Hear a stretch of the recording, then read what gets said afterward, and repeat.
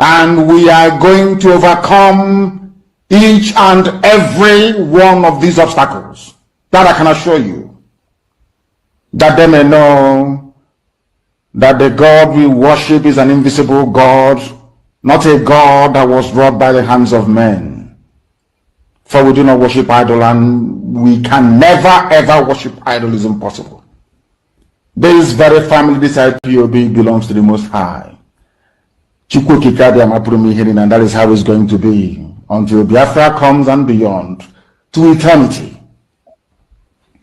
This evening, I want to place it on record that our enemies are intensifying their attack against us from every corner. I am not saying this as lamentation or complaint. I am only trying to prepare our people for what is to come. You are being prepared for what is to come. The time has come to separate the chaff from the wheat itself. Our march is very, very near. The enemies are trembling, they are quaking, they are doing all they can to try to stop us. But they have failed very woefully. And they will continue to fail. But I want to tell you that we are getting attacks from everywhere. From everywhere all over the world. And very soon, they will buy over some of you. Some of you, they will buy some of you over. The spirit of Biasika and Ifajuna are still in some of you. When the time comes, they will buy you over. I am not doing this program tonight to ask all of you to be strong. I am doing it to remind you, not that if they succeed in buying you over, you're not going to stop what we're doing. You can't. Not in you cannot. Not in a trillion years. But I need you to appreciate one very simple fact. That at the end of this very race, everybody will testify that indeed the same God of Israel, of Abraham, Isaac, and Jacob, the same God of Ehiri in Aguleri, the same God of Umweri, the same God of Ora-Eri, the same God of Uwe-Eri, the same God of Arochukwu, not if you know about the true God, one true God. You will know that indeed, not only is he omnipotent, that same God is the owner of this very agitation. No human being can stop it. We have enemies, and we need to be very, very careful, both within and without. Very, very careful. The next 2 weeks will be very pivotal. Next 2 weeks will be very, very important in the life, or should I say, in this very mission that we have embarked upon. The devil will do everything. And you are going to watch spectacularly how we are going to destroy and shame the enemy. That at the end, every glory and adoration will belong to God and not to man. Now let us go and tell you what is happening that some of you do not understand. I want those of you who are hardcore, those who were chosen before you were born. There were some people who were chosen before they were born to agitate for Biafra restoration. This is a message for you. Those who from their mother's womb they were born to do this very work. You must be very, very strong. Because Biafra will open the eyes of black people all over the world. Because Biafra will mean that blacks from America, blacks from the Caribbean, from Southern America, they will all flood into Africa. It will be like the time that Yeshua was born. Biafra is like a light, a beacon. They will follow it. They will say, let us go and see what is happening there. That is what these neo-colonialists do not want. They don't want Biafra to come. I am telling our people so they understand the mountains. I didn't say one mountain. The mountains in front of us that we need to overcome. And for us to overcome it, we need to be very strong mentally, mental strength. Just like when you're doing anything in life, and it appears as if you are being buffeted from everywhere. That is the time that you no longer rely on willpower or your muscles. You go to your brain to endure and to persevere and to keep going until you overcome. That is the stage we are in right now. To make sure that our brain is in gear, to confront everything the Janjaweed has to throw at us. We don't have money. Their budget is over $20 billion to fight us. They can bribe Facebook. They can buy them off. They can do anything they like. They can come to some of you and bribe you off.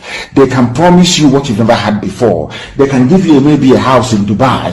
They can promise you a vehicle. They can tell you, oh, we'll make you vice president. They can promise you anything to make sure that you're like them. But this very IPOB, this very hardcore is not going to move. And I will tell you why we can't move.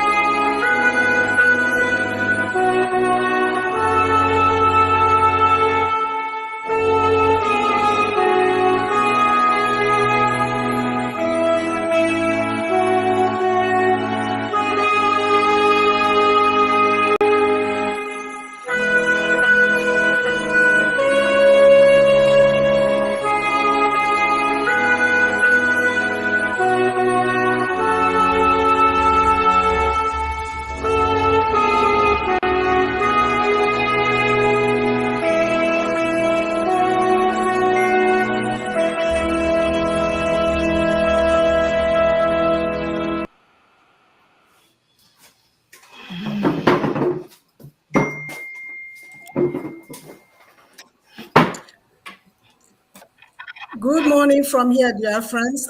Good afternoon, good evening, good night, wherever you are. Today's program is being hosted by Biafra Republic Government in Exile, Department of Information, Media, and Communication. My name is Dr. Agi, the head of Department of Biafra Republic Government in Exile, Information, Media, and Communication Department. What we are doing here today, our guest is Dr. Ngozi Orabueze, but she will introduce herself. Everybody on this platform are members of Biafra Republic Media, Information, Media, and Communication. It's good to have you all here today. We appreciate you being with us. And if you have any questions, there'll be a number will be shared so that you can call in and ask questions. Thank you very much. Thank you. Thank you, our head of Department of Biafran Republic Government in Exile. It's good to have you in the studio after your first inauguration. And a big congratulations to you and every of your cabinet members and every other elected officials of the Biafran Republic government in exile. So with us in the studio today is me. So after all of you don't know me finish now, okay, let us see the next person. Mazi, introduce yourself. Greetings, fellow Biafrans and lovers of freedom. My name is Raphael Chiamaka Jere, and I'm glad to be part of this media information and communication department of the Biafran government in exile. Thank you. Thank you, Mazi. Vam, vam, vam. Here we have another man of old. Mazi, introduce yourself. Hello, Biafrans. My name is Paul Onwubiko. We are working with 555 vision, and we are 555 vision. Thank you, all of us of freedom. Thank you, all comrades. Thank you, the Biafran communication media, and every lovers of freedom. We extend our greetings to our great leader, Nnamdi Kanu. Also, send energy, strength, and the wisdom, power of God of our ancestors to the Prime Minister of Biafra, in the name of Mazi Simon Eba. Thank you all. Thank you, Mazi. And we have another gallant man here. Mazi, introduce yourself, please. Okay. Thank you so much, Mazi Sonny. With love and respect to every member of this Biafra government in exile, the information media department, and a special greeting to the special guest, Dr. Ngozi Orabueze, and special love and greeting to every member of Biafra Republic government in exile, Prime Minister, and the love and prayer to our leader, Nnamdi Kanu. This is me, Ugo, Biafran Voice 247 TV. Stay tuned as everything unfolds today. Thank you. All right, thank you. This is not the complete team, because this team can never be complete without all of you there on the comment section that is helping us to share, and also speaking of in diverse ways. Dotland Media is there, Biafran Writers of Conscience is there, Gaddafi is there, Battle Cry is there, Gloria Oku is there, Mouthpiece of the Gods of Biafra is there, The First Has Become the Last is there, Goodman is there, a lot of you, Dabereji is there, Ifeanyi Nwora is there. You people are too plenty. I know what we call the next finish. So, the media hands, I give una kudos for the work we una they do. Thank you so much. And together we move with full force.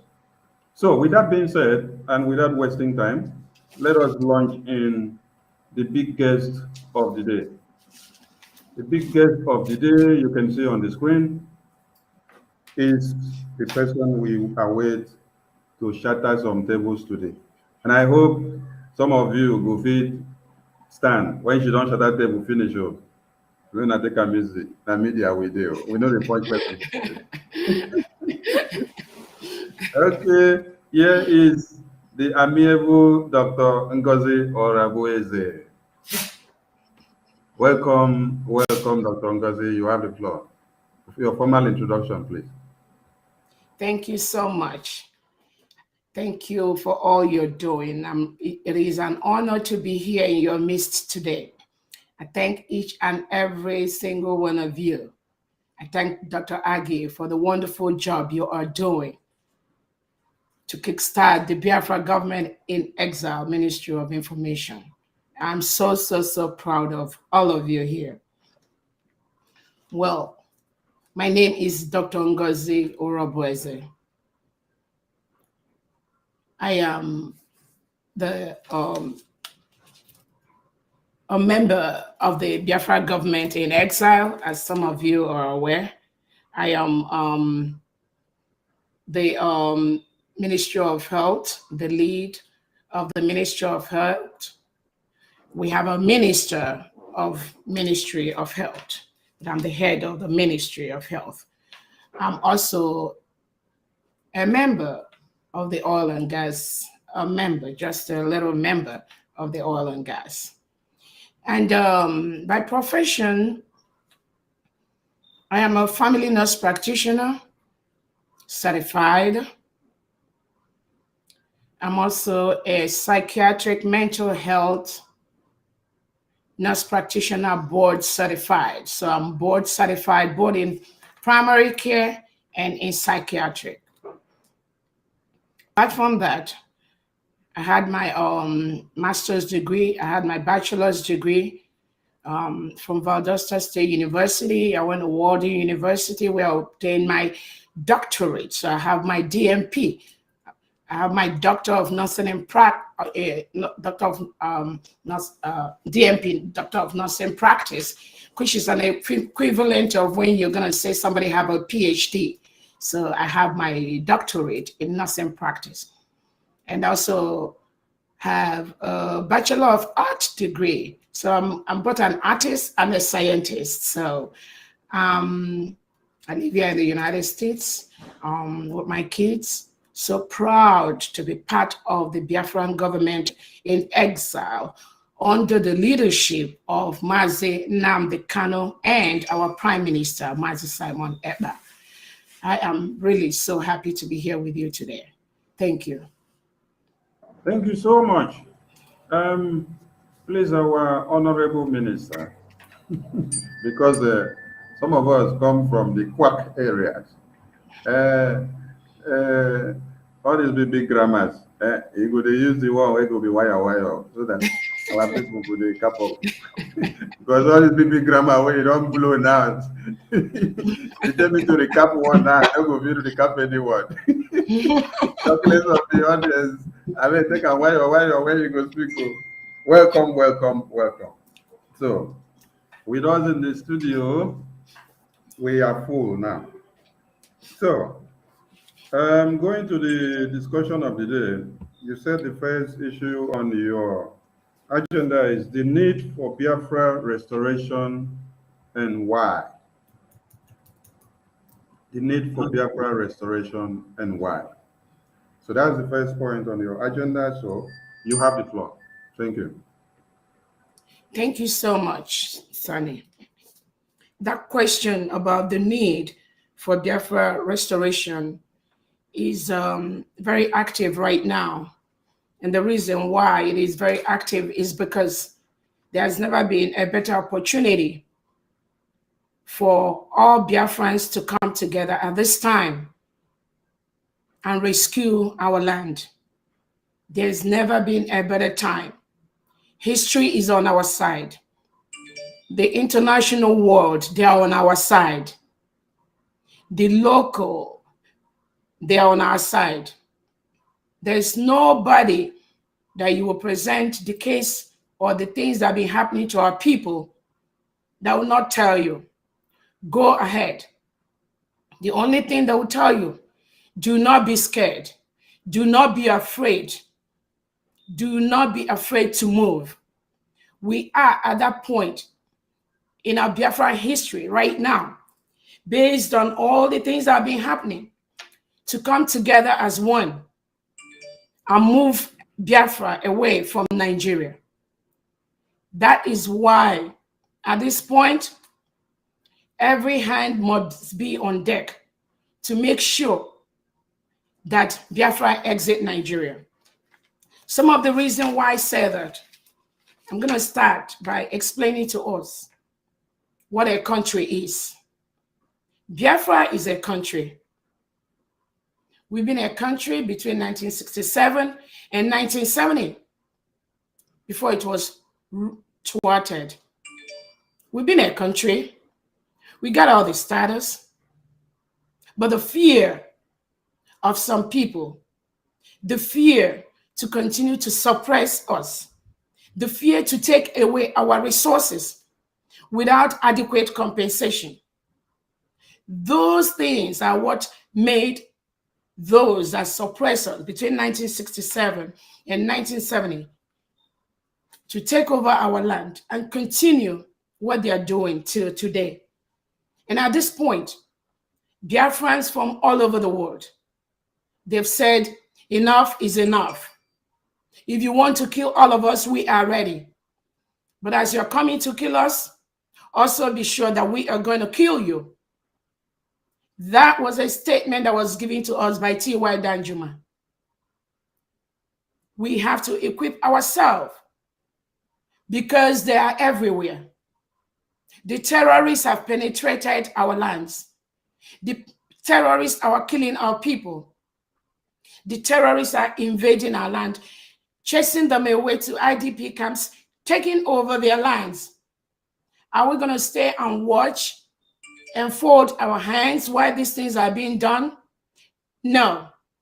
So that is the reason why at this time, the spirit of Biafra is with us. The millions of children that were massacred between 1967 and 1970 and still being massacred today, those spirits have risen up and said, enough is enough. We are a country. Biafra is a country. And we've met all the statistics, all the requirements that made us to be a country.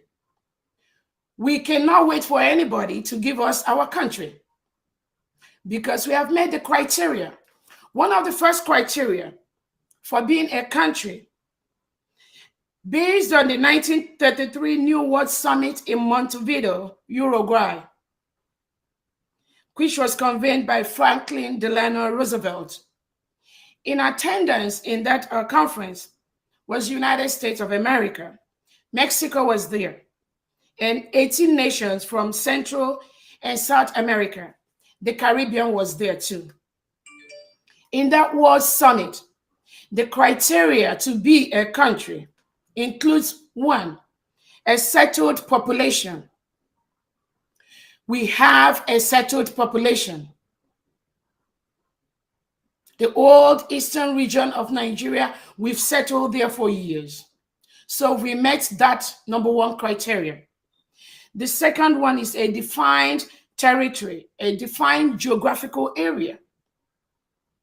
We have a defined map, and all of you can see that our Prime Minister recently produced the updated map of Biafra. We have a defined territory. We have a defined geographical area. That's the second criteria that made us.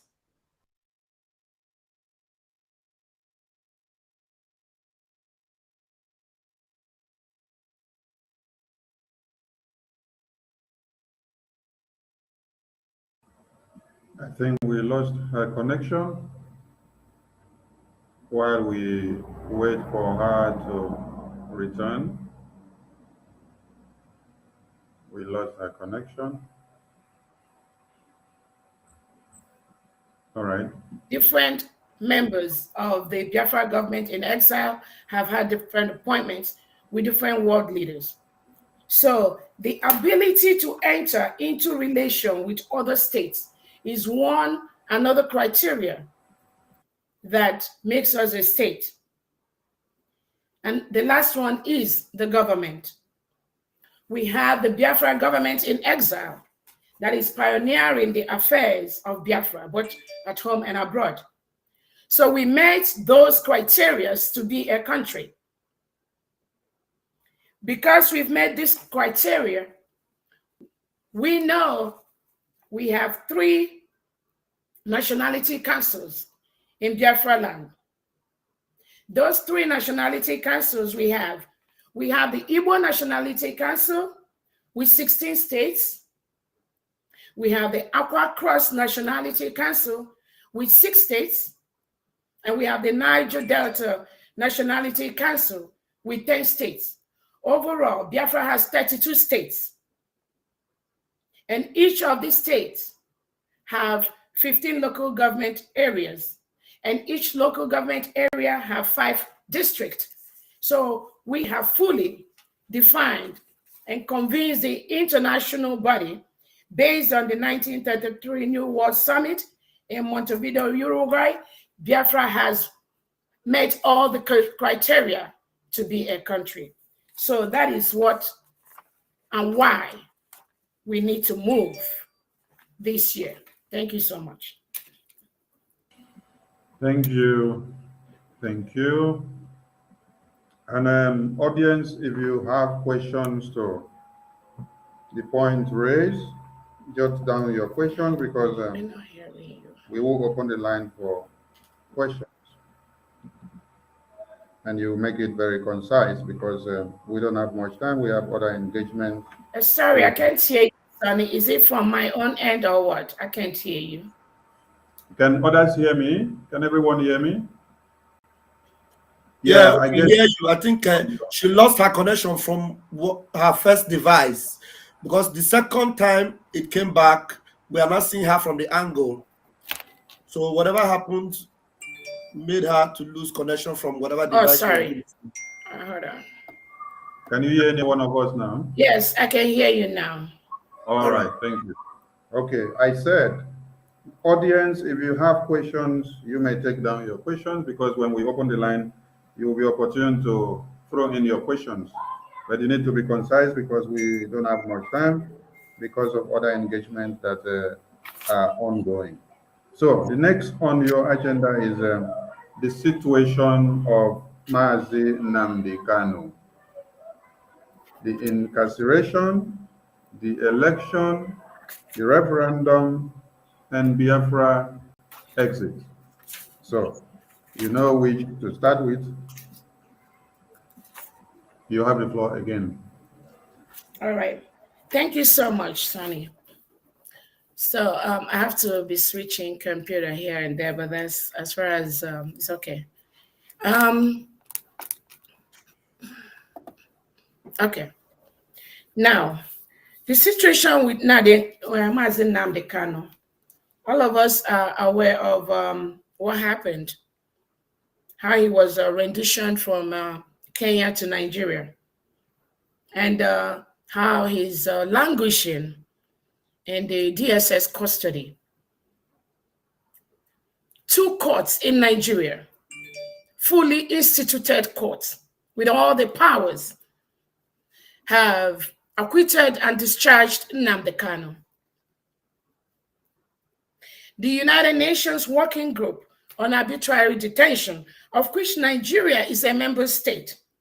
When you are a member state of a UN committee, you are bound by the laws of United Nations. So Nigeria is a member state of the United Nations. The United Nations Working Group on Arbitrary Detention, this member state, which has human rights obligations at both the regional and universal levels, have ordered the immediate release of Mazi Nnamdi Kanu unconditionally and to reimburse him with adequate compensation for the arbitrary violation of his fundamental human rights. This UN committee has recommended, has instructed that Mazi Nnamdi Kanu should be released unconditionally. Nigeria is a member of this United Nations committee. Unconditionally, and compensate him. Since last year, since 2022, up till today, that has not been done. The current Nigerian government and his legislators have refused to release Mazi Nnamdi Kanu. What did Mazi Nnamdi Kanu do? Nothing. Absolutely nothing, except what we are doing now. Self-determination is not a crime. It is a right. It is allowed by the UN Charter, by the OAU.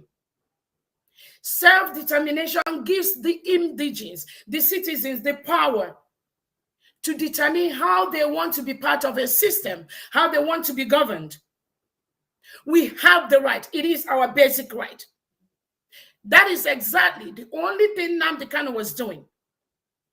But instead of the government to respect that opinion, they started killing people. They started killing everyone. Anyone that talks about self-determination, they eliminate the person. They kill them. That was how they ended up bringing Nnamdi Kanu from Kenya to Nigeria. Because of that, Biafrans have been calling for referendum over the years. Peaceful referendum over the years. We want to vote. We want to call a referendum for Biafrans all over the world. Because of the bad leadership in Nigeria, Biafrans are scattered all over the world.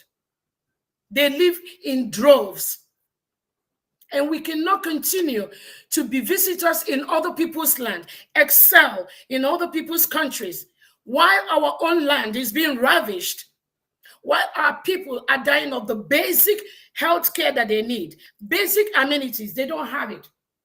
And that is why we want to go home and make sure that our people get those services that we deliver abroad to other people to benefit from. We want our people to also benefit from that. That is all Nnamdi Kanu was calling for. Self-determination. Give our people the right to decide how they want to be governed.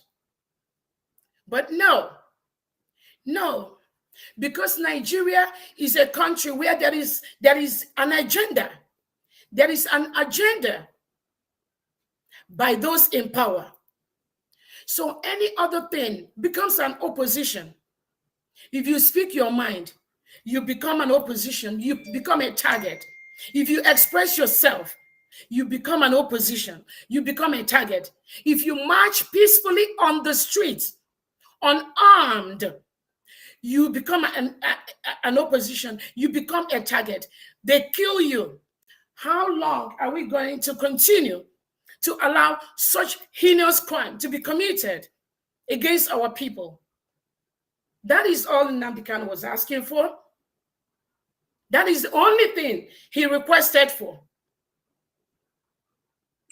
And Nigerian government, with his agent, they planned. And with some insiders, we all need to know.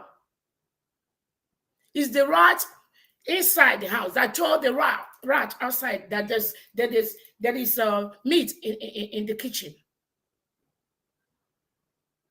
But those people didn't know that the major tactics that Fulani uses to get people is divide and conquer. If they come into your house right now and they see that maybe I have 3 or 4 children, I love this one more. When Fulani comes in there, what they will do, they will get another child of mine and pay that one money to attack the other one. That's how they rolled over the years. And they're doing that in Nigeria today, as of today that we are talking. How long are Biafrans going to continue to allow the Fulanis to use them to fight each other, to sell each other? That was how Nnamdi Kanu get up where he is right now, languishing in DSS custody, dying. Recently, we heard there was a breakout of tuberculosis in the cell where he was. He was having nose bleeding. What did this poor boy do? Poor man do? What did he do? Except let my people go. Call for a referendum. And that is how he is there today. So the court, about 2 has said, let this man go. The United Nations Working Committee has said, let this man go. But the Nigerian government has refused with the legislators, because once they buy them over, anything they say, they believe with them. They're still holding that man, denying him access to proper medical care. The Biafra Medical Practitioners Board, they've written to the government, they've written to the world leaders to compel President Buhari to allow Nnamdi Kanu to get an expert care outside the dungeon, outside the prison. That guy is slowly dying there. They refused. What part of the world do you have somebody who is just propagating for self-determination? You plan with the Kenyan government. You just, without going through the normal process, and you just move him into Nigeria and lock him up, thinking when you lock him up, self-determination is going to die. Really? It does not work that way. The kidnap and rendition of Nnamdi Kanu from Kenya to Nigeria has made some people that ordinarily they were not interested in what Nnamdi Kanu is saying. It has pushed them to come out and let the world know there is nothing wrong that Nnamdi Kanu did. All he's asking for is fairness, equity, justice, which is a hallmark of the growth of any nation. How can you go a country where there's no equity? Major positions in the country, you divide it among your kinsmen. There's no justice. Some people are meant to be in jail. Some others are not meant to be in jail. There's no peace. All these terrorists that come from the Sahel, they were brought in by those that are the key players in Nigerian politics. They don't come for peace. The Fulani, they don't come in for peace. They come in as herders, as marauders, and they move from one state in Nigeria to the other, displacing the indigenous citizens as they're doing this. If you refuse to be displaced, they will kill you. We've seen horrific pictures. And anybody that needed more information after my broadcast, give me your email. I'll be willing to send you the facts, the figures, the information that you need. They take over people's land. They kill them. They maim them. They butcher them. They rape their women. And they take over their homes. Not just in Biafra land. It happens all over Nigeria. We saw what happened in Benue, in the IDP camp. People were chased away from their original homes. And they still went to the IDP camps where the government put them so that they will calm down. These Fulani marauders still went to the IDP camps on Good Friday, this past Good Friday, and killed over 30 or 40 in Benue State, Nigeria, in IDP camps. And they target mostly the male children, the male youths, because they strongly believe maybe the male will come and fight back. How can we, the international world, how can we continue to exist in a country where these marauders come in with AK-47, sophisticated weapon, and they kill us? So we just sit and watch as they kill us and maim us. And this has gone over the years. It happened in southern Kaduna. They are killing with impunity every single day. We see where their people are being massacred. In November 24, 2016, over 150 peaceful protesters were killed in Biafra land. Peaceful, unarmed, 150 shot at close range by the Nigerian government. The Amnesty International reported this, and I have the report. The Nigerian government, they sprayed acid. Acid were sprayed on innocent Biafrans just because they are conducting a peaceful march. We want to say how we want to be governed. We want to be part of the process. We don't want you to impose people that will come and take our mineral resources, take our wealth, take our homes. That's all they are asking for. We have the Ihamufo killing in December 18, 2022 by the Fulani herders. Over 50 innocent indigenous Biafrans were killed in Ihamufo for nothing Nothing. They were unarmed. Nigerian government was watching as this was happening. In fact, one of the reports, it was the Sahara newspaper and a couple of other newspapers, said that the Nigerian army aided this killer, these harmful killings. How did they aid them? They were standing by and they collude. They collude with the Nigerian military and police to kill these Biafrans. Kill men, women, children. They collude with them. It was on the newspapers. And if you want, after this report, I'll send it to you. How can we have the people, the military, that's supposed to protect us, protect the lives and property of the citizens, and the police that was supposed to protect us, now turn against to aid the terrorists to kill these people because the government supports them? And then when our people, when our young men and women, when we try to resist, the Nigerian government will send the army to attack us. When we try to attack these terrorists that are coming, they will now send a higher weapon. They will bring the aeroplane, they will bring the jets, they will bring the fighter, the bomber jets, they will bring everything. Because these military equipment Nigerian government have, it is our tax, it is taxpayers' money. But when the Nigerian government and these administrators, remember, it's not just the government, it's also these Biafran governors, the Southeast governors, South governors. They collude with the government.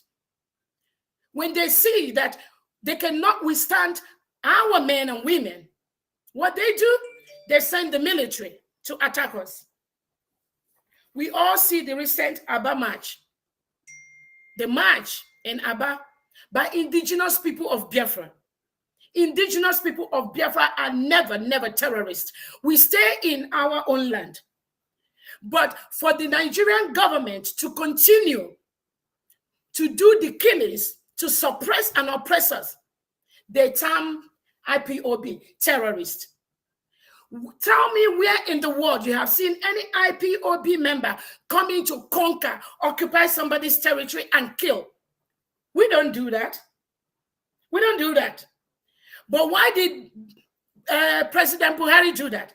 He did that so that the world will start attacking us, so that the world will start seeing us as terrorists, even though we are not. We are pure innocent Nigerians from the southeastern, south, and southwestern part of Nigeria.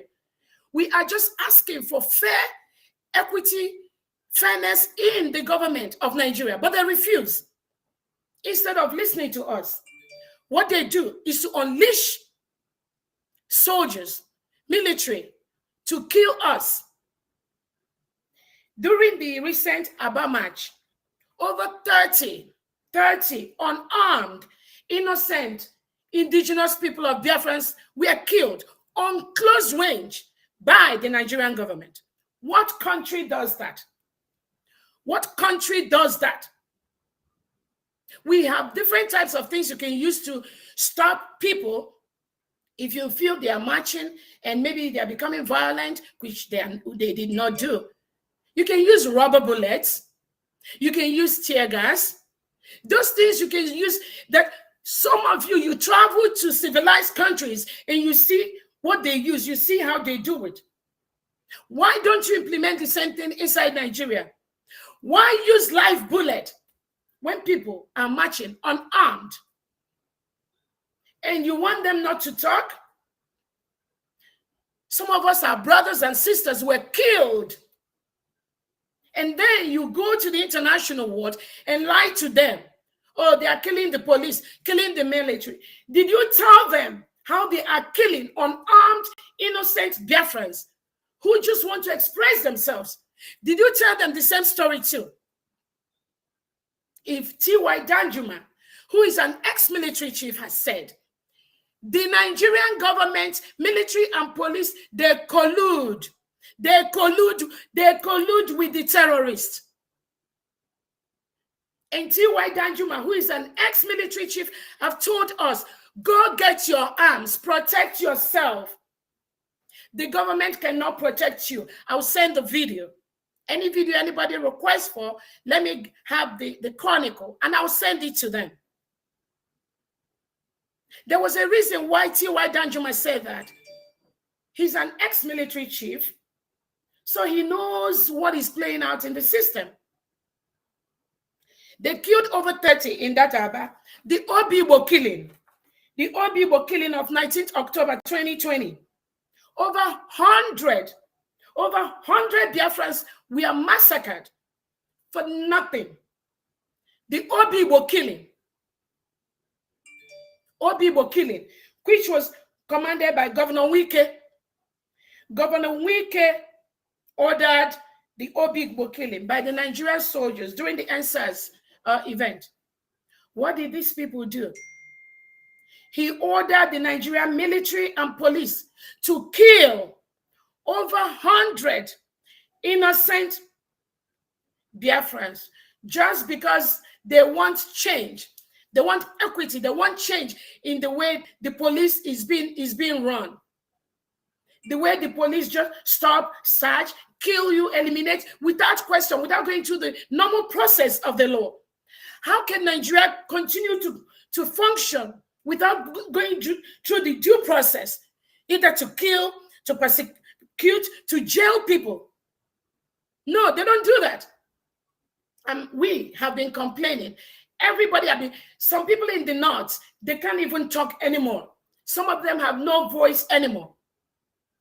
Obadiah Malafia, that one that stood up to just talk a little, he was eliminated. Our brothers and sisters, our indigenous people in Southern Kaduna, Borno, Zamfara, some of them cannot talk again because of fear. Because of fear. They cannot talk anymore. And you begin to wonder. Some people will tell you, oh, they are killing people. Oh, they are sending their military in Southeast, in South-South, in Southwest. They are sending it because you people want Biafra, because you people want to exit Nigeria. Ask them the question. Those people they are killing in Southern Kaduna by their hundreds, those that are killing in Zamfara, those that are killing in Borno, those that are killing in Benue, what are they asking for?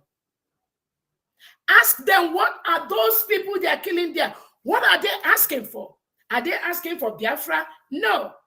Are they asking for exit from Nigeria? No. Are they asking to have another country? No. Then why are they killing them and pushing all of them into the IDP camp? So when they come with this childish story telling you, oh, we are sending military, and they're sending that information to the international body, some of them that don't know what is happening in Nigeria. It is time we have to let them know what is happening in Nigeria. Some of us have had the opportunity to meet leaders in this country, and they said, I didn't know this is happening in your country. Why are you all keeping quiet all this while? So this type of thing is happening in Nigeria because the government have used their power of the press to suppress certain news out there. The Nigerian press have been so suppressed and oppressed that there's a guideline on even the words they can use. Using words like Fulani terrorists becomes a trigger.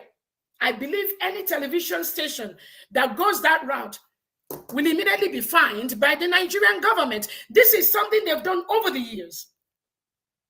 So when people don't see our story out there, it is because of this continuous suppression and oppression that have been going on for the past 60 to 100 years inside Nigeria.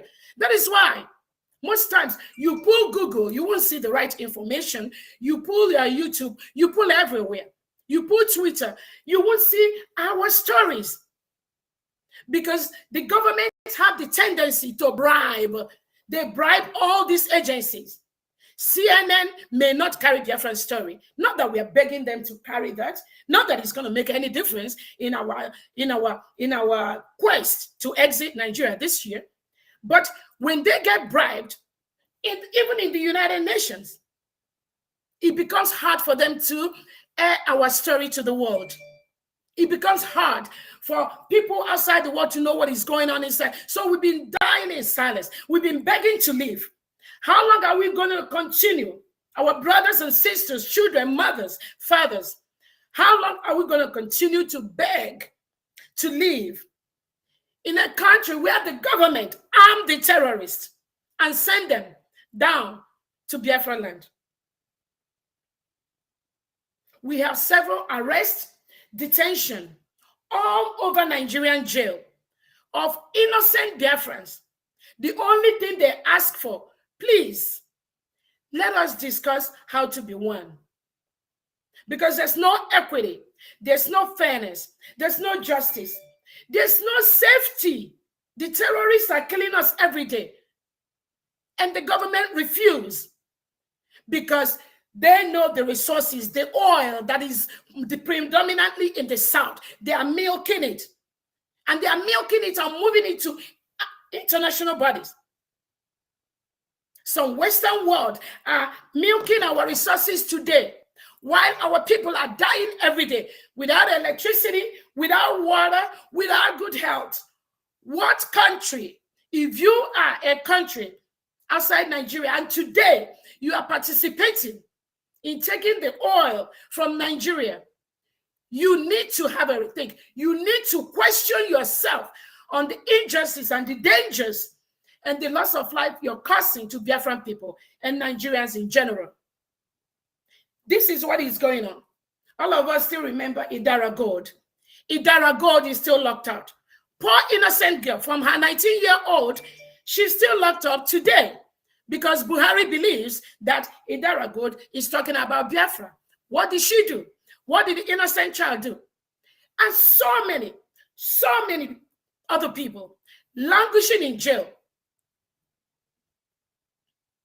And the major thing that is bringing this, Nigeria knows that they must use some people to continue to suppress Biafrans, to suppress the Oduduwas, to suppress the Middle Belt, to suppress the Arewas.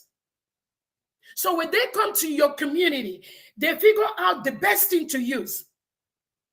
And for Nigeria, that is why you have the policy that the Nigerian government has used, taking the policy of rehabilitation and reintegration of non-terrorists.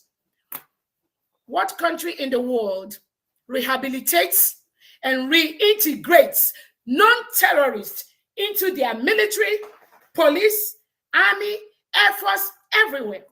What country does that? And then you have the guts to say that IPOB is a terrorist organization. But you, President Buhari, Nigerian legislators, you passed the law. Because I believe before any policy becomes activated, the legislators have to pass it. The House of Rep and the senators. You passed a law for Nigeria to rehabilitate and reintegrate non-terrorists into the security system of Nigeria. What do you expect? What do you expect?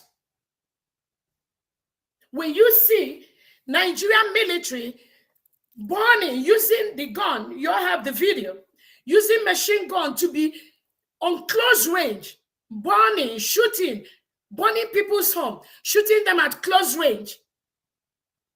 And they don't care. Where do you think those people are coming from? The indigenous Nigerian military and soldiers that are trained, they don't do things like that. But because the Nigerian government has passed this policy to reintegrate and rehabilitate non-terrorists into the Nigerian military, police, that's why the chaos, and they know the reason why they did that. That's why when they go to Biafra land, they don't care because they have an agenda to meet. Kill, maim, occupy, rape, it don't matter. And because of their orientation, they come from a different orientation from the Sahel, different religion, different ethnicity, different background. Killing is nothing to them. Beheading people is nothing to them. Opening and ripping up a pregnant woman's womb, dragging the kid and flogging the head on the cement is nothing new to them. And some of you expect we are going to keep quiet and allow this to continue. No, it's not going to continue. Let me stop there. Thank you.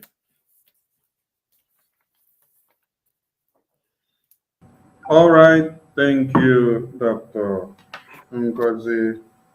You have touched quite a lot of things.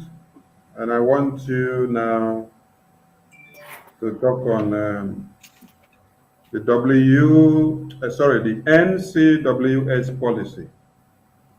The NCWS policy is an acronym for something, so you will help us to understand, and also the misrepresentation of what people are saying about the NCWSC and how it will connect and help what we are doing. Thank you. Thank you so much. Before I go into that, let me quickly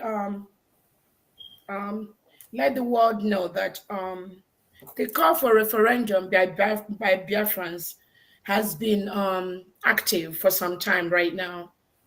And one of the Biafrans have every day, through their actions, has shown that they want to exit Nigeria. We've met the criteria to be a country. We have our government. We've met the 4 criteria. So we are ready to go. And we are partnering with other world leaders to help us with what we need to live. Calling for referendum by Biafrans has been on the table for years. Nobody wants to address that.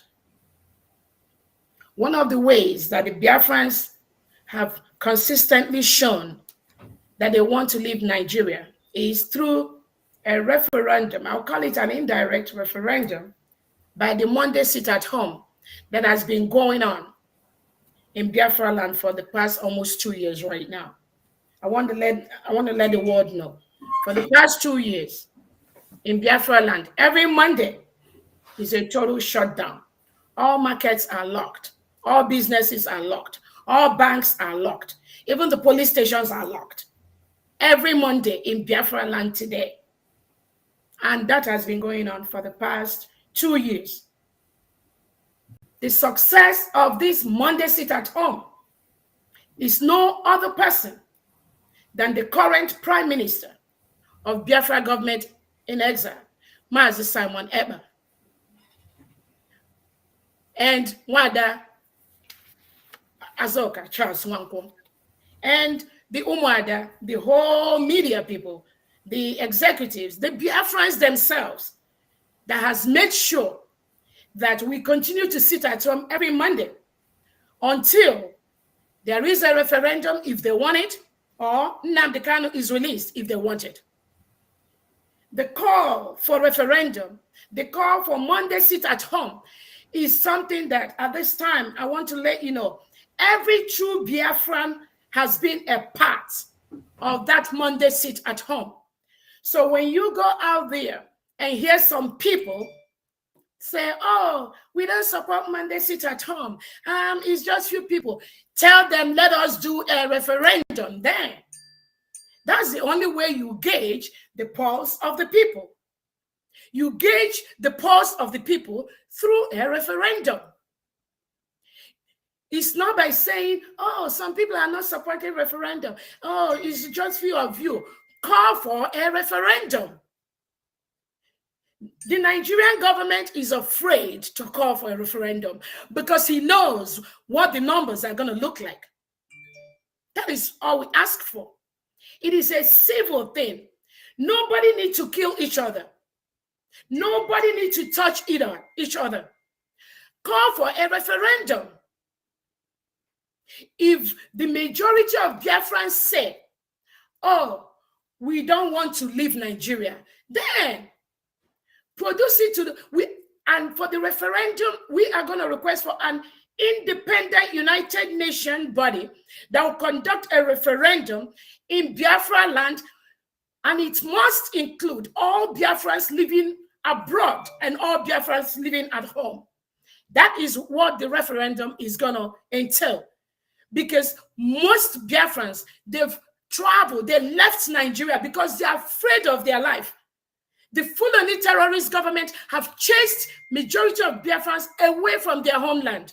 Any referendum has to be an independent United Nations body that will include all Biafrans living at home and living abroad. I'm a Biafran and I'm living abroad, and I should be part of that process. That is the referendum we are going to accept. Then, another thing I want to bring to your attention is this. While the Nigerian government has been trying to oppress our agitation for freedom, they've gone that through so many ways. The other time they banned Twitter. What government in the world bans Twitter? Just because people are getting information from Twitter. Then the next thing, they have to invite the Finland government. Oh, come here. We have your citizen, Simon Ekpa. He's a terrorist. He's doing that. They are the main terrorists. Every Biafran and in the world should know today, Simon Ekpa is the good guy in the world. Most of the things that have happened today, without him, nobody will know what's happening in Biafra land today. He risked his life, his job, everything he has. He risked it to let the world know what is happening in Nigeria today. What did the Nigerian government do? The Nigerian government, through the information minister, have to summon the Finland government ambassador to come and warn Simon Ekpa. He's going to disrupt our election, blah, blah, blah, blah, blah, because that's how they roll. No intelligent Nigeria can roll like that. They say when they go low, we go high. And thank God, the world is beginning to see all the things Fulani has been hiding from them. And they were able to see that Simon Ekpa is a good guy. Because Nigerian government has used their money. Remember I told you about using money to buy those people that believe in the same thing with you and using them against you. The divide and conquer. That divide and conquer status is what today I plead with all Biafrans to stop that. Stop it. How long are you going to be bought over? The Southeast governors, when the harmful killing happened, none of them talked. When the Obibo killing happened, none of them talked. None of the legislators talked. All these killings, the one that happened in Aba, which of them come to the air to condemn that? That is how you know you run a government. A government that boldly come out and said, Nigerian army, you cannot use live bullets on unarmed innocent citizens that are marched, no matter the reason for the march. Even if they are marching to remove Buhari today, which they were not. They were marching for you to release Nnamdi Kanu and call for a referendum. That's all. Did any of the House of Legislators come out to condemn that? No. Did any of the governors come out? No.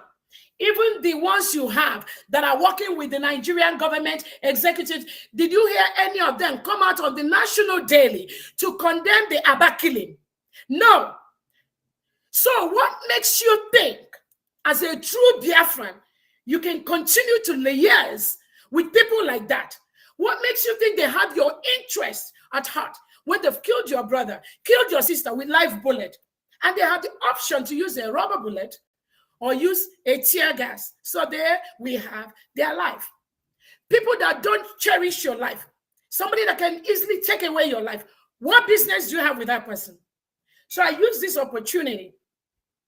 Thank God for Simon Ekpa, because without him, I don't think there'll be anything like Biafra land today or Southeast Nigeria. Thank God for stopping them.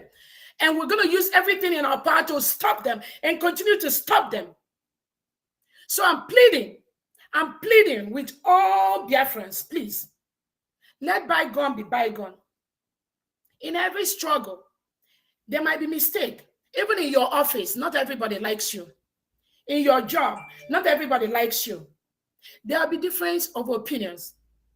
But the superior thing should be that thing that all of us want. It's not about position. And I keep telling people, when you're building a country, there are millions and thousands of positions that each and every Biafran can take up and provide and produce their best. We have 32 states. In that 32 states that I mentioned, let me be sure and be clear. In that 32 states, Honorable Minister, Honorable Minister, sorry, because of time constraints. Okay. Go ahead. Because of time constraints, I would like you to jump over to the NCWS. Oh, great. Quickly, yes, thank you. Let me quickly brief you about NCWS and the Biafrans. Some of you that know me, I'm somebody that is very, very passionate about community. I keep saying that. Some of you must have seen some of my videos that we are cut and join and all that, but I'm glad some of you were able to watch the full video. And NCWS means National Congress for Women's Society. What NCWS does is to fight and create good leadership. We bring the youths, we train the youths about good leadership. So we catch them. Excuse me, you said is National Congress for Women's Society. We WO-men. So it has both women and have men. National Congress for Women's Societies Nigeria. Right on. Great. So what we do is to groom good leaders. I believe in good leadership. It has been my passion. We groom good leaders from the scratch. And we formed NCWS, I think around 2017 or thereabout, around that time. And our major task is to make sure that these young leaders from all over the country knows that there are criteria that need to qualify you as a good leader. Some of those criteria is, if you are running or if you're leader of a country that claims to be a secular country, you cannot have two laws in a secular country as is being operated in Nigeria today. And that is why we are cut out in the 36 states in Nigeria. The reason for that, it's not just easy to say, we're gonna teach our Southern and Biafran people what good leadership is about. You have to teach the whole people that believe that they were Nigeria about good leadership. That good leadership is letting them know, if you believe in one country, you cannot have two laws. One is a Sharia law. About 12, 13 states in Nigeria today are practicing Sharia. Then we have the secular law, the constitution in the southern part. We teach these young leaders from the start, if you become a leader, whether you're a House of Representative member, whether you're a senator, you must make sure that such laws are broken down, because that is the only way you can build a good society. So they learn all these things in NCWS. As they go, they are beginning to question the authorities. That is why even in the North today, you can also see the agitation for good leadership. Those are some of the things that NCWS teach their members. We have a policy. NCWS had a policy which was generally agreed on before this election.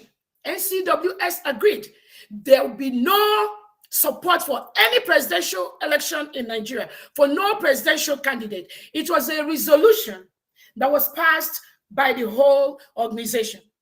You can ask anybody. We are all over the world. Call any member, ask them, what is the resolution of NCWS towards Nigerian election? We are passed a resolution.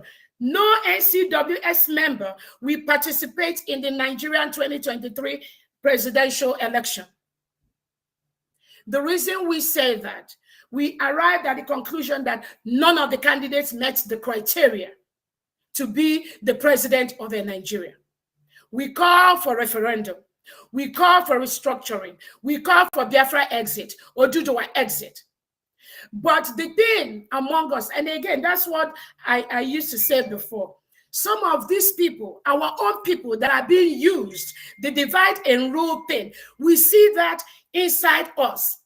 So they want to portray NCWS, very beautiful organization that have trained thousands of leaders all over Nigeria. And you go and meet them and you speak with them. The stoning of Deborah, it was NCWS members in that state where Deborah was stoned that was carrying it all over the media. You cannot stone a Christian who just happened to be in a Sharia state because she does not understand what Sharia is all about. And she said something about Prophet Muhammad. Then you all started stoning them.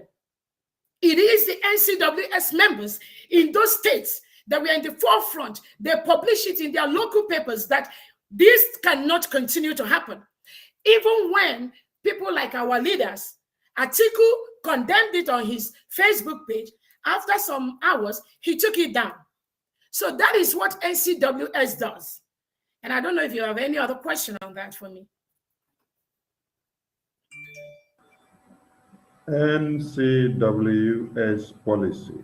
Now, how will it inform us on the Biafran cause? Okay, so NCWS is an organization. Biafran cause is what I think we have to focus on. Biafran cause, because if I want to bring all the 36 NCWS members to come and be talking Biafra, that might be, some of them may not even know what you're talking about. So we have to focus on Biafra restoration. And Biafrans that want us to restore Biafra, that should be our major focus. What are they doing in their private moment, in their public moment? What are they campaigning for? What are their behaviors? Are they setting up people in our homeland to fight our ESN? Are they bumping us against each other? Are you castigating someone ever? And then you say, oh, I was doing Biafra before, and now I don't want to do Biafra again. I want to focus on Simon Epa and Madam Azoka and tear them down. Who are you pulling down? Why they pull him down? PhD. That is what they call it. What are you doing for Biafra? Where is your eye on the ball? No true Biafran will remove their eye on the ball. If you focus your eye on the ball, even if you have a problem with Simon Epa, even if you have a problem with Ngozi Orabueze, even if you have a problem with anybody, what are you doing to make Biafra come? And I said it here, 32 states in Biafra land. These 32 states will assimilate over 5 million workers, 5 million administrators in Biafra land. Where do we have them? Over 32 states, we assimilate over 5 million Biafrans to put in our expertise in Nigeria. We don't even want 1/1 million of that at this time. And people are fighting each other, fighting for position, fighting who is going to be the state governor, deputy governor, senators, House of Representatives. In all these 32 states, is it not human beings like all of us that will go in and do that? Who is going to be the ministers? Apart from the federal, you go to the states, you're going to have the health ministers, the education ministers, you're going to have the information minister. In all the 32 states in Nigeria, who is going to do that? And we're fighting for 10, 50, 20 positions. You're talking about 5 million administrative positions in Biafra land. Who is going to do that? So we need to refocus, we recycle. All those menial things, you come on air, you come on your Twitter page, on your YouTube page, and you're destroying your fellow Biafrans. Let today be the last time, please. I'm begging you. I'm begging you. We don't need that. Don't do that. Don't give the Fulani more ammunition than they have. Do not do that. Because at the end of the day, they will divide us. And our land will continue to suffer. Our mothers and fathers will continue to be destroyed and killed. Our daughters will continue to be raped. Nnamdi Kanu will not be released. Do not do that. Anybody you see going on their page to discuss person, just know that that person is not a true Biafran. Thank you so much. Thank you, thank you, thank you. From the comment section, there's a question that was posed. He said, this lady has spoken so well. Is this the same woman they say she is working against the Biafran struggle and that she is working for Nigeria? So address that issue, please. Yes, it is the same person, the same Dr. Ngozi Orabueze. Yes, I am the same person. Yes. And and that is why Hillary Clinton will always say that people will always talk about you. If you're not doing something good, they won't talk about you. I see people come online, come on air, instead of putting suggestions that will help us get Biafra. They are focusing on Ngozi Orabueze and Ngozi Orabueze. And some of them, they cut and join my podcast and they will post it out there. I forgive them. I forgive them, because if they know what they're doing, they should know that what we are fighting for, what we are looking for, is much more important than saying Ngozi Orabueze is working for government. I wish Fulani is giving me money to come and give Biafra. I will go and ask for the money. How we may go, and Biafra. I'll be so happy. But because I call, we mobilize people now, Yokwa people, because they are a donation. And the people that understand where we are going, they are donating. With Obiocha, they are happy to donate.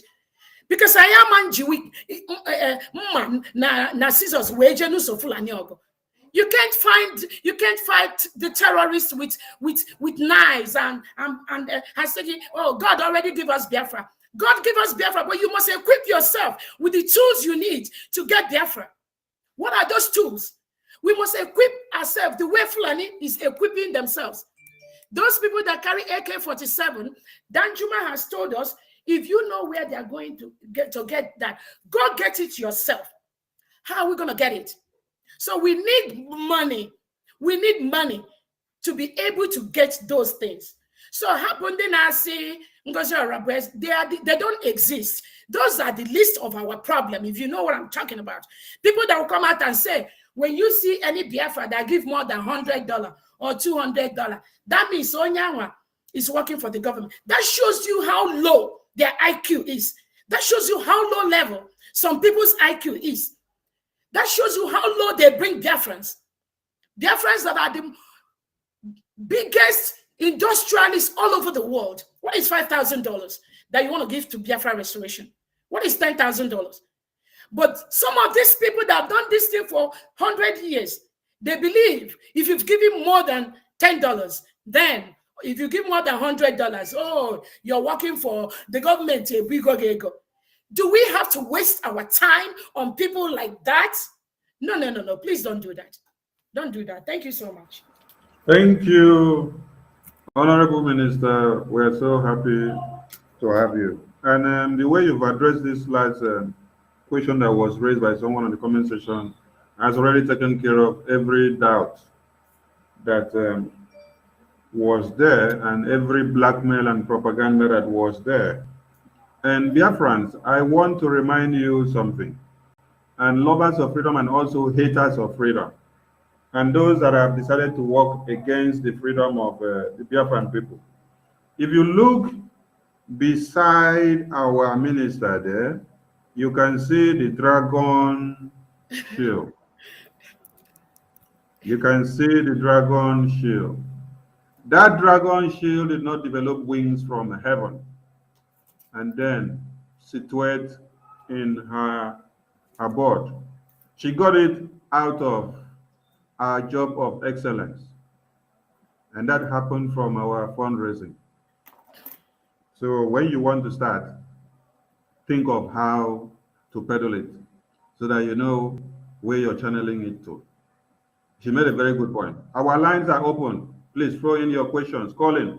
Only with this number on the phone. Call in from WhatsApp or Signal or Telegram. And we don't have much time because we have other engagement to hook up to. She made a good point where she said, even if Fulani will give me money to bring for Biafra, that would have been a better option. Just like when Gaddafi would say, if Fulani want to give me Biafra now, I go follow and push him because na Biafra won't give me. Had it been they kidnap Nnamdi Kanu, then they bring the Biafra that same day, everybody would have been rejoicing. So we want to appreciate our Dr. Ngozi Orabueze, who has not relented in what she's doing for Biafra, and for her people. My HOD, I bring you to the screen so you can say something before calls start coming in. Dear friends, the lines are open and then you can push in your calls. Thank you so much. Thank you very much, Mazi Sonny, and thank you, Dr. Orabueze.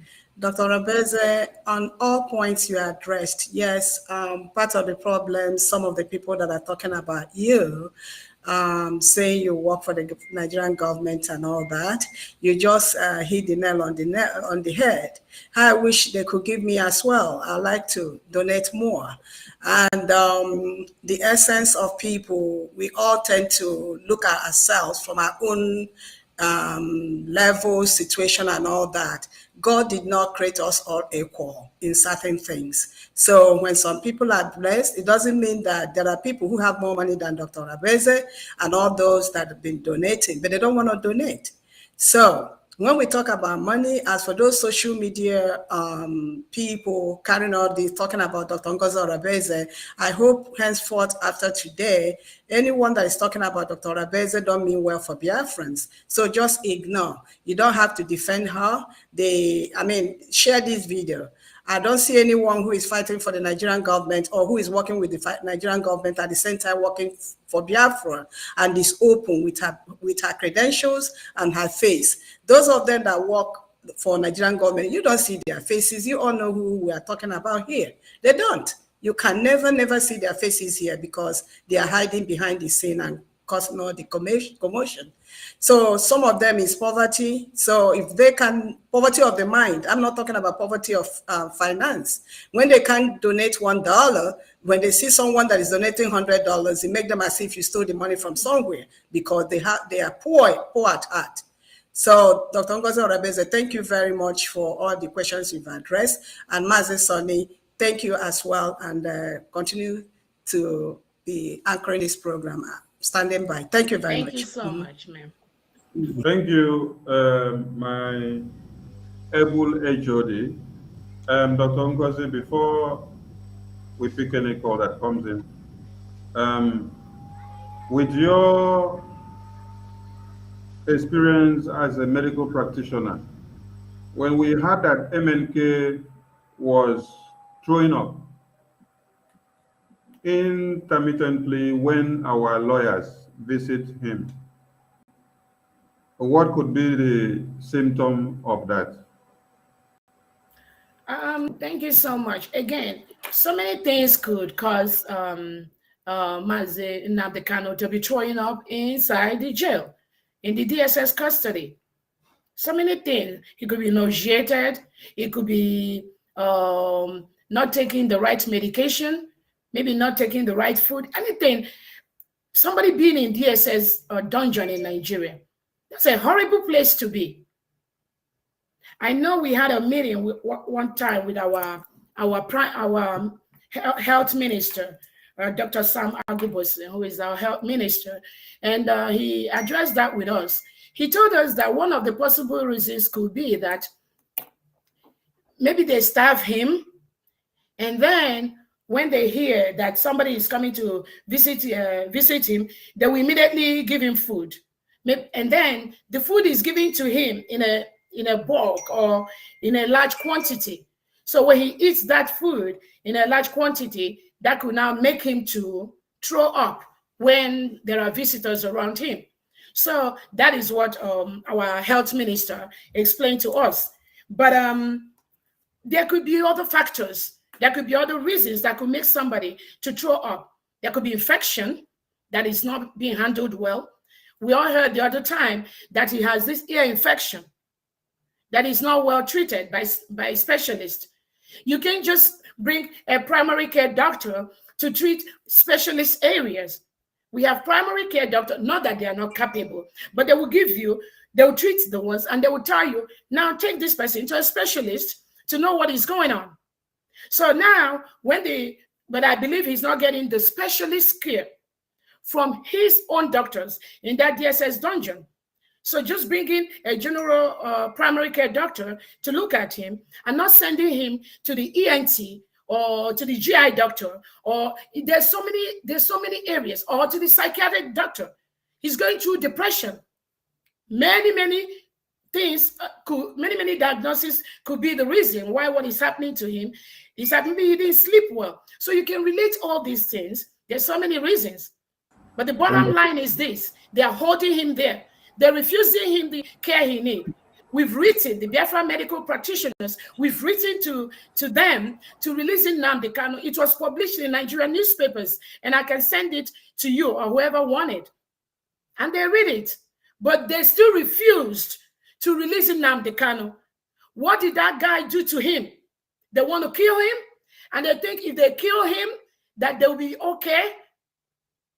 So many factors could lead to that. Thank you. Thank you.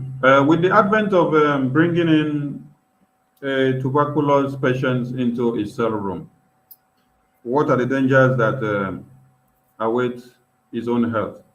That is very, very dangerous. That is very, very dangerous. There is vomiting, and there's so many things that could go wrong.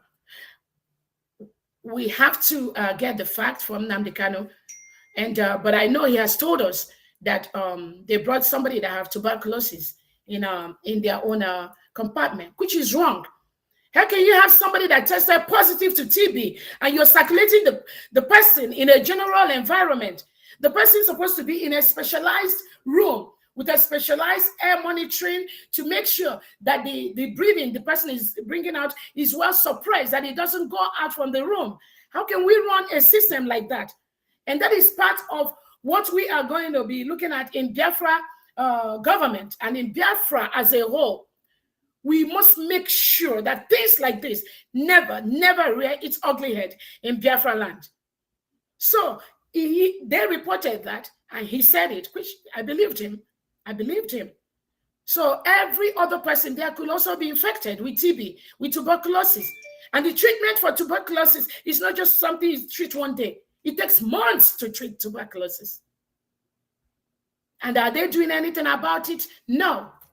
It's just so frustrating. And that is why Biafrans, true Biafrans, Oduduwas, Middle Belters, even the Arawas, do not relent in your effort to create a better world for you and for your children and for your parents. Either way you want to do it. For Biafra, Simon Ekpa is already showing us the way. And that way we must follow. Thank you, Doctor. Thank you. My phone line is open.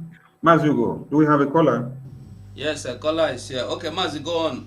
Ask your question. Okay. I come from Germany. My name is Kechuku. First of all, I will thank my sister that is talking here. It's very, very good. His explanation is very good. I can understand very well. Well, I have only small question, please. To ask. Go on. This question is about people, because as you people are doing is very good, but you have something that it worries me a lot. You people have to know that a lot of we have about 10 or 20% Biafra that they cannot write, or maybe they will write, but they will not write very well, or maybe they don't go to school, like me, that is talking. I went to primary school, after I go to Sagoga. So you people have to think about us that didn't go to school, university, and so on. To know how you switch us in for your government. Because we don't go to school, doesn't mean, like me, I live outside more than 30 years. So you people have to think how to switch us in. Even if I work under somebody that is, for example, now, like I see a lot of people that is cheap, it's okay. But I can work under them because of my experience outside for more than 30 years. So you people don't forget us that didn't go to school too much. That's only my discipline. Sorry that I talked that because it's another topic. But help me, please. Talk about it, please, my sister. Please. It's very important. Thank you, caller. That is a concern raised, and my minister have had it, and that will be submitted to the government in exile, and that will be looked upon in consideration. Thank you. And I also wanted to add to the last speaker, I hear you. Such concerns is genuine, and that is why sometimes You see people go out on their way to do things that ordinarily they won't do because they get frustrated, because they believe that they've been forgotten. And that is why I said so many millions of Biafrans are going to participate in Biafra building. But at the local government level, the state level, the federal level, we have the Biafra Recruitment Department. We have that list. We've been sending it out to the whole world for the past 1 year. If there's anywhere in that list where you think you belong to, please just go and submit your resume to biafradepartments@gmail.com. biafradepartments@gmail.com. We've been talking with so many Biafrans. Education, we have so many educated illiterates. It's not about education. Everybody has a role to play in building Biafra. So it's got nothing to do with education. But it got something to do, being able to be passionate about what you want to do and where you want to do it. You don't have to have a master's or PhD degree to do an artwork like a dragon like this. But we all know how much this was sold at. It's not about education. It's about your passion. It's about what you want to do. It's how you want to help Biafra. So submit your resume at the Biafra. Sorry, I have a dog because at the Biafra Departments@gmail.com, or send me your information. My number is 770-329-7339. Send me just what you can do. I can just maybe pull it together, maybe submit it to that Biafra Recruitment Department. So yeah, do not feel that way. And I hear you, but we have millions of positions that Biafrans have to occupy to build the Biafra. Let us raise the money first. We need money, because with the money we can be able to buy the things we need, like T.Y. Danjuma told us. Those that are producing it at home, please keep up producing more, because we need it for self-defense. When Fulani comes to kill us, we have to attack back. If you don't attack back, they will kill you. And they're all over. We don't want to be in our homeland. Somebody will come and kill you. Thank you so much. Because of time, Azirab, you have a question? Yeah, there's one fellow that is constituting nuisance on my YouTube. He's lucky that they've not blocked him, but anyway, he asked a question and maybe he needs an answer. I've asked him to call in anyway. No, some of them may be trying to call, but they can't get through. The name of this fellow is Chiem Obunike. He said, my question to Dr. Ngozi is this: do you think it is right to be working for an organization that Nigerian government supports and at the same time fighting for Biafra restoration? No, don't worry about that question. Nigerian government does not support any organization. So it's good to clarify the idiots so that they will stop. Nigerian government does not support any organization I belong to. I don't work for Nigerian government. I don't even know where that is coming. I've explained to you all. Let respond to them. They are constituting nuisance so that they will rest their. You have already addressed that issue. I mean, everybody is entitled to their opinion, but I have clarified that. Thank you. You have clarified that already. The person is just taking us backward. So, dear friends, we thank you so much for your time, and we really apologize that we did not have so much time for you to throw in your questions and to do whatever you want to do. As we speak now, we have another engagement to hook up, and others are ongoing. So we will draw the curtain on this broadcast here and now. So we give a very big kiss to our special guest in the studio, and she is from the Biafran Republic government in exile. We have many other hands there.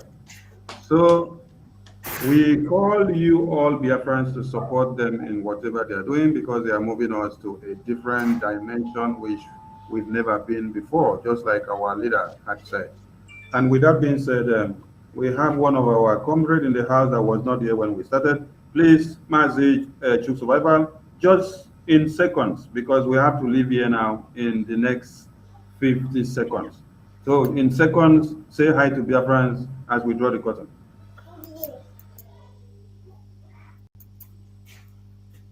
Unmute. Unmute. Thank you so much, my beloved brother Aparawa. Thank you so much. And I appreciate all the Biafrans that are watching. I appreciate mostly Dr. Ngozi that have joined us. I say, may Chukwu Okike Abiyama continue to strengthen you.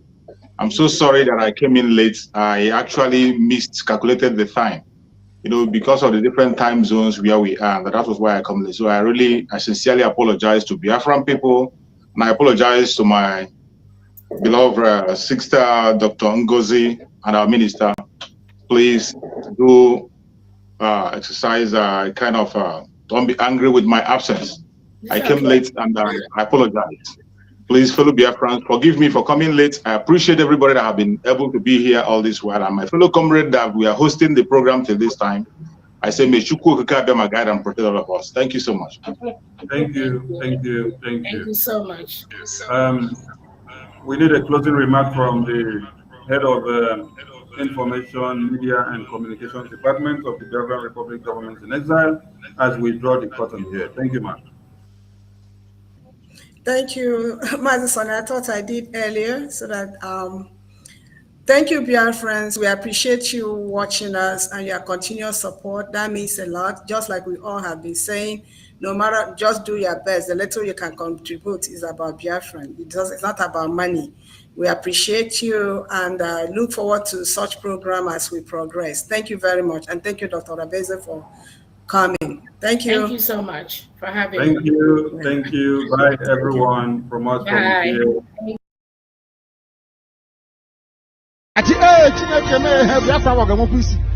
Look at people of weak mind, very weak disposition. I need men and women made of steel. Nothing moves. You continue to push forward, never knowing what it means to be free. Only forward can you go. Look at people of weak mind, very weak disposition. I need men and women made of steel. Nothing moves. You continue to push forward, never knowing what it means to be free. Only forward can you go. Look at people of weak mind, very weak disposition. I need men and women made of steel.